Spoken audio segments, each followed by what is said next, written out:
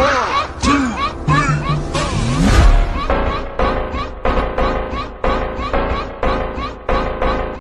Students, welcome back to the channel and your one and only business studies. तो students, आज के इस video में हम सीखने वाले हैं your so called complicated GST. समझो, जीएसटी के बारे में एक छोटी सी बात ये बताऊं आपको। जीएसटी जब इंप्लीमेंट हुआ था ना, तो इतना हल्ला तो व्यापारी भाइयों ने नहीं किया था जितना स्टूडेंट्स ने कर दिया। जीएसटी जीएसटी जीएसटी, अरे भाई इतना कॉम्प्लिकेटेड नहीं है, बना दिया बिना मतलब के। और सबसे इंपॉर्टेंट बात बताओ तुम्हारे क्या है, इसमें ना तुम्हें बहुत डीपली जाना ही नहीं है, आपको ऊपर ऊपर लेवल पे समझना है चीजों को कि जीएसटी नाम की कोई चीज है, एग्जिस्ट करती है, आपको उसको जानना है। तो इतना हुआ क्यों बनाना है, इट्स बेसिक, बहुत बेसिक बात है आपको जाननी है जीएसटी के बारे में, ठीक है। तो इतना केओस क्रिएट करने की जरूरत नहीं है। जीएसटी के बारे में समझो, उसके कुछ फीचर्स जानो और उसका जो है कहां कहां किस किस को कितना कितना मिलता है, बस इतना जानो। That is it, that's all you need to know. समझ रहे हो? तो इतना झुटमुट का हुआ बनाने की जरूरत नहीं है, ये कुछ भी नहीं है, बेसिक सा एक टॉपिक है जिसको आपको समझना है, उसके बेस पे क्वेश्चंस आएंगे, आंसर करना है, सिंपल। डीपली थोड़ी जाना है, सीए लेवल पे थोड़ी जा रहे हो तुम, समझ रहे हो? तो सिंपली टॉपिक को समझते हैं बिना किसी देरी किए हुए।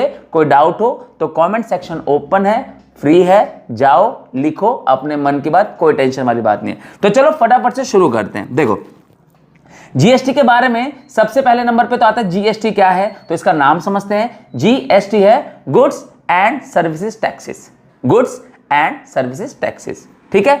गुड्स एंड सर्विसेज टैक्सेस के बारे में पहली बात ये जानो, आप कुछ इसके फीचर्स ही समझ लो, मैं बातों बातों में आपको इसके फीचर्स बता दूंगा। सबसे पहले बात, ये लागू हुआ था, ये इंप्लीमेंट हुआ था 2017 में, जुलाई 2017 में ये लागू हुआ, ये हो गया इसका पहला फीचर। दूसरा, ये एक इनडायरेक्ट टैक्स है, ये एक डेस्टिनेशन बेस्ड टैक्स है। दूसरा फीचर समझ लो, डेस्टिनेशन बेस्ड टैक्स इसको इसलिए बोला जाता है क्योंकि इसकी भरपाई करता है फाइनल कंज्यूमर, जो फाइनली गुड्स को यूज कर रहा है ना, वही इसको भरता है। फॉर एग्जाम्पल, तुम जाते होगे बर्गर किंग में और बर्गर खरीदते होगे, लेट्स से कि 100 रुपए का बर्गर है, लेकिन तुम दे के आते हो 118 रुपए, तो वो जो 18 रुपए तुमने दिए ना, वो किसने दिए? तुमने। बर्गर किसने कंज्यूम किया? तुमने। तो फाइनली वो टैक्स कौन पे कर रहा है? तुम पे कर रहे हो। तो जो फाइनल कंज्यूमर होता है ना, final user of the good और सर्विस होता है, वो उसको पे करता है। तो ये क्या है? एक डेस्टिनेशन बेस्ड टैक्स है। ये हो गया इसका दूसरा फीचर। बात समझ में आई? 2 फीचर हो गए ना। तीसरा फीचर, जब ये लागू हुआ था ना, तो बड़े दंगे हुए थे। दंगे as in not that kind of दंगे, लड़ाई झगड़े नहीं, कि बहुत गवर्नमेंट को ना अपोज किया गया था। तो गवर्नमेंट को अपोज इसलिए किया गया था कि भाई सालों से इतने सारे टाइप के अलग अलग टैक्सेस चल रहे थे, अब एकदम से तुम नई चीज लेके आ गए। तो गवर्नमेंट ने क्या किया, गवर्नमेंट को कुछ प्रॉब्लम्स दिख रही थी कि यार जो हमारे व्यापारी भाई है, जो कंज्यूमर है, 2-2 बार 3-3 बार टैक्स दे रहा है, कभी ये इनडायरेक्ट टैक्स दे रहा है, कभी यह ड्यूटी दे रहा है, कभी ये ड्यूटी दे रहा है। तो गवर्नमेंट ने क्या किया कि ये सारे के सारे टैक्सेस को साइड करो, एक टैक्स लेके आओ। तो क्योंकि बहुत सारे इनडायरेक्ट टैक्सेस को हटाकर ये एक टैक्स आया, तो गवर्नमेंट ने इसको थीम दी थी वन नेशन वन टैक्स। ये है इसका तीसरा feature, one nation one tax, तीसरा फीचर, ठीक है। अब मैंने क्या बताया कि बहुत अपोज किया गया था, तो गवर्नमेंट का जो था पर्पस था, एजेंडा था कि भाई वन नेशन वन टैक्स का, लेकिन इतने सारे ऑपोजिशंस, गवर्नमेंट को अपोज बिहेवियर सहना पड़ा पब्लिक का, तो इसका मतलब कुछ तो बड़ा हुआ होगा। तो इसीलिए ये यहां पर आता है इसका चौथा फीचर, जो है it is the biggest tax reform in India. India में टैक्स रिफॉर्म का सबसे बड़ा रूप है ये। समझ में आई बात? तो इस तरीके से कुछ 4-5 फीचर्स मैंने आपको बता दिए बातों बातों में, इतना सा था, इतना सिंपल है, ठीक है। तो अब थोड़ा सा अपनी बुकिश लैंग्वेज को भी देख लेते हैं क्या चल रहा है। देखो, सबसे पहले जो बातें मैंने आपको बताई वही मोस्टली देखने को मिलेंगी। GST, goods and service tax का नाम है, वन नेशन वन टैक्स मैंने आपको बता दिया कैसे काम कर रहा है ये। Introduced in India with effect from 1 July, ये भी मैंने आपको बता दिया। Majority of indirect taxes like VAT, service tax, excise duty etcetera are now merge into GST. ये बताया मैंने आपको, बहुत सारे इनडायरेक्ट टैक्सेस को हटाकर इस एक को इंप्लीमेंट किया था, नहीं वो सारे के सारे इसके अंदर ही आ गए। समझ में आई बात? तो ये भी एक इनडायरेक्ट टैक्स ही है जो फाइनल कंज्यूमर पे करता है, जो फाइनल कंज्यूमर भरता है। बात समझ में आ रही है? और बहुत सारे इनडायरेक्ट टैक्स को इसमें मर्ज कर दिया गया। It eliminates the need of filing multiple returns and assessment, which simplifies the tax filing procedure for producers. बहुत सिंपल है, पहले अलग अलग टाइप के टैक्सेस भरने पड़ते थे। जो प्रोड्यूसर होता था उसको अलग अलग टाइप के इनडायरेक्ट टैक्सेस भरने पड़ते थे, जैसे कि मैंने आपको बताया पिछले पॉइंट में। तो अब जब आप खुद सोचो कि एक प्रोसेस को करने के लिए आपको 10 काम करने पड़ रहे हैं और वहीं आपको वो पूरी सारी प्रोसेस के लिए बस एक ही काम करना पड़ रहा है, तो आपके लिए क्या ईजी होगा? सिंपली बताना, बहुत सिंपल है ना। आप एक कोई चुनोगे।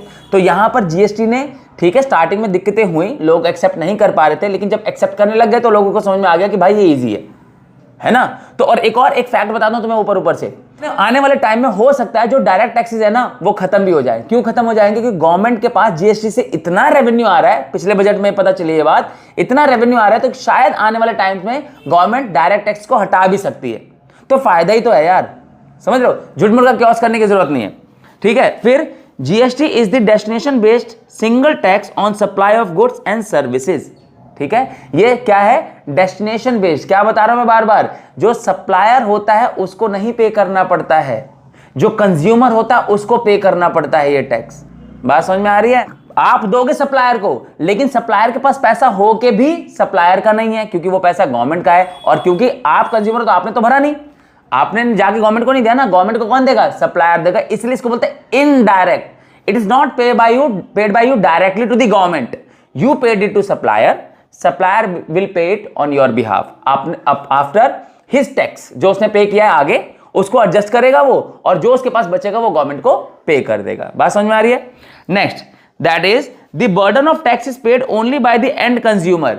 पे आप करोगे, एंड कंज्यूमर आप हो, आपने वो बर्गर खाया है तो टैक्स आपको ही भरना पड़ेगा। लेकिन आप किसको दोगे? गवर्नमेंट को नहीं दोगे, आप उस बर्गर किंग को दे दोगे। जाके आपने बर्गर किंग को दे दिया, बर्गर किंग क्या करेगा? गवर्नमेंट को पे करेगा। तो आपकी तरफ से गया, लेकिन पेड बाय समवन एल्स, तो इसलिए इसको बोला गया इनडायरेक्ट टैक्स, ठीक है।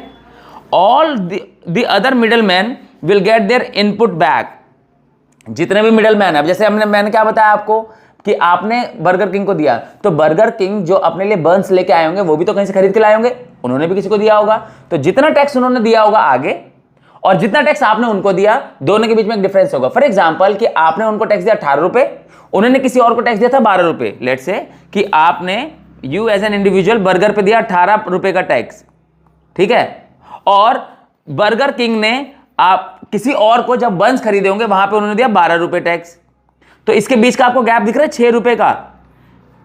ये 6 रुपए बर्गर किंग देगा गवर्नमेंट को, अपने 12 रुपए जो आगे उन्होंने दिए ना उसको माइनस करने के बाद। तो इसलिए इनडायरेक्ट टैक्स है। बात समझ में आ रही है? Next, therefore it is a tax on value addition only. और ये क्या है? वैल्यू एडिशन करता है, ठीक है, फाइनल कंज्यूमर पे करता है, सिंपल, राइट। फीचर्स क्या है जीएसटी के? देखो जरा, it is applied on whole country, all state plus union territories, है ना। One nation one tax. अब ये नेशन की बात आ गई तो पूरी कंट्री की बात उसमें ऑलरेडी आ चुकी है, ठीक है।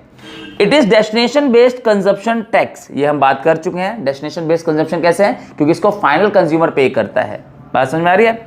Taken from and consumer who used it for consumption. ये वही बात चल रही है बार बार कि जो यूज करेगा वही टैक्स भरेगा, खत्म, ठीक है, और डायरेक्टली गवर्नमेंट को नहीं भरेगा, ये बात ध्यान रखना।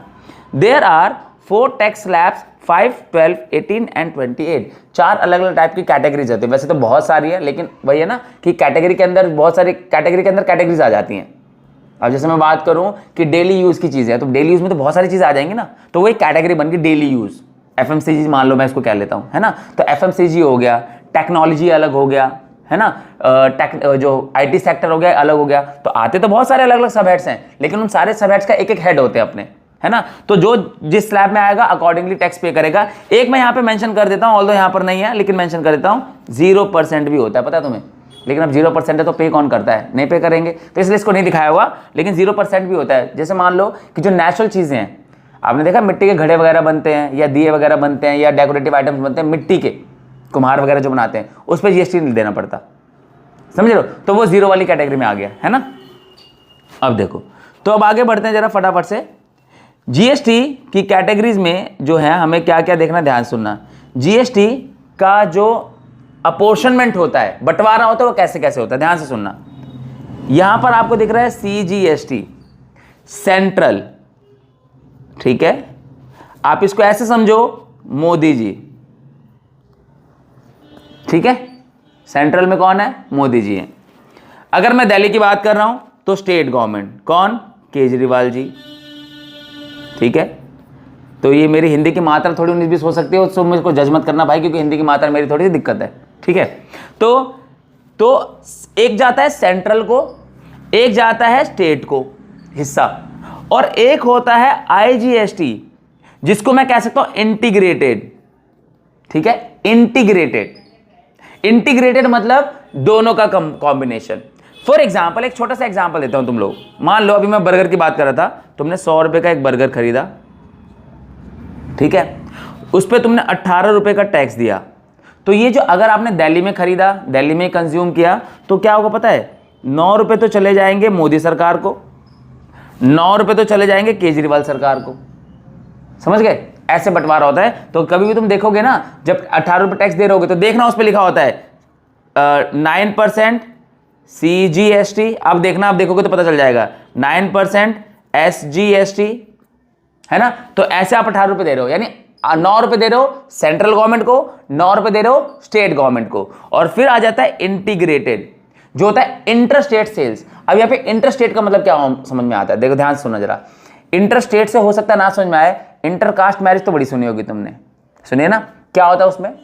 एक अलग जाति का, एक अलग बैकग्राउंड का, अलग जाति का पर्सन दूसरे अलग जाति के पर्सन से शादी करता है, that is called inter caste marriage. अलग अलग कास्ट होती है ना, तो ऐसे ही इंटर स्टेट का मतलब होता है अलग अलग स्टेट्स, यानी दिल्ली और राजस्थान, राजस्थान और पंजाब, पंजाब और हरियाणा, हरियाणा और यूपी। जब ऐसे अलग अलग स्टेट्स में कोई सेल और परचेज होती है ना, उसको बोलते हैं इंटर स्टेट ट्रेड। तो इंटर स्टेट में जब कोई ट्रांजैक्शन हो रही है, यानी सेल परचेज हो रही है, तो वहां पर जो पूरा का पूरा पैसा आता है, जो टैक्स लगता है, वो 2 हिस्सों में नहीं लगता, वहां पर पूरा का पूरा टैक्स लगता है 18 का 18% IGST। अब इस 18 में से किसको कितना देना है, ये गवर्नमेंट डिसाइड करेगी, सेंट्रल गवर्नमेंट डिसाइड करेगी एज पर दी प्रोविजंस। जो भी जीएसटी के प्रोविजंस है, जो लॉज हैं बने हुए हैं, उसके अकॉर्डिंग किसका कितना बनता है, गवर्नमेंट उसको दे देगी। बात समझ में आ रही है? तो 3 तरीके से टैक्स लगते हैं, जीएसटी 3 तरीके से लगता है। एक लगता है CGST, एक लगता है SGST और एक लगता है IGST। CGST central, SGST state, IGST integrated, यानी पूरा का पूरा एक ही जगह जाता है सेंटर के पास, और वहां से सेंटर क्या करती है, उसका डिस्ट्रीब्यूशन करती है। बात समझ में आ रही है? बाकी देखो उसका थोड़ा सा जो एक्सप्लेनेशन है वो यहाँ पर भी आपको दिख जाएगा, देखने को मिल जाएगा। Interstate sales apply on sales purchase mode within the states Ayodhya, मतलब इसको देखना एक बार, समझ में आ जाएगा। ना समझ में आया तो कमेंट करेंगे, कोई दिक्कत नहीं, मैंने पूरा यहाँ पर एक्सप्लेन कर दिया बढ़िया से। बात समझ में आ रही है? तो आई होप इतना ही है जीएसटी। अब समझो, समझ में आया? कितना सिंपल था, झुटमुट का हुआ था या नहीं था कि कॉम्प्लिकेटेड जीएसटी ये, अरे कुछ भी नहीं है भाई, सिंपल है। क्योंकि अभी आपको बस बेसिक्स के बारे में बात करें, डीप डाउन है। जब डीप जाओगे इसमें तो आपका लेवल भी उतना बढ़ता जाएगा यार, कोई दिक्कत वाली बात थोड़ा है। तो don't make it complicated for yourself just by listening to others.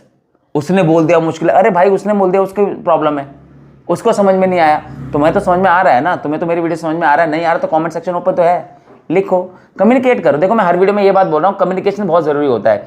Teachers और स्टूडेंट के बीच में अगर कम्युनिकेशन नहीं होगा ना, तो अब कभी भी ना तो टीचर क्वालिटी एजुकेशन दे पाएगा और ना ही स्टूडेंट्स क्वालिटी एजुकेशन ले पाएंगे। बहुत सिंपल है, कमेंट ओपन है, फ्री है, कोई दिक्कत वाली बात नहीं है। कोई भी प्रॉब्लम आती है, कोई समझ में नहीं आ रही चीज़ें, कुछ और एक्स्ट्रा जानना है या कोई पर्टिकुलर टॉपिक समझ में नहीं आया, तो कमेंट में लिखो ना यार, इसीलिए तो कमेंट सेक्शन होता है, और किस लिए है वो।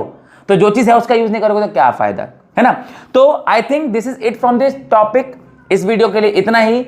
अब यहाँ पर ये दिख रहा होगा आपको, क्या इंस्टाग्राम पेज दिख रहा है, इसको क्लिक करो, जाओगे आप वहां पर इंस्टाग्राम पेज पर, हमारे वहां पर आपको एक लिंक मिल जाएगी जो कि है हमारी ड्राइव की लिंक है। उस ड्राइव की लिंक पे जाओगे तो आपको इसके नोट्स भी मिल जाएंगे। तो यहाँ पे समझो, वहां पर नोट्स को डाउनलोड करो, याद करो, प्रिपेयर करो, क्योंकि टाइम बहुत कम रह गया एग्जाम्स में, समझ रहे हो। तो इसीलिए मैं कह रहा हूँ बार बार कम्युनिकेट करते रहो। कोई टॉपिक है जो समझ में नहीं आया है, तो आप जब पता चलेगा ना, तो हम उसके ऊपर काम कर पाएंगे और अच्छे से जल्दी जल्दी और ज़्यादा कंटेंट लेके आ पाएंगे, अच्छा क्वालिटी कंटेंट लेके आ पाएंगे। तो I think this is it from this video. मिलते हैं अगले वीडियो में, टिल देन बाय बाय।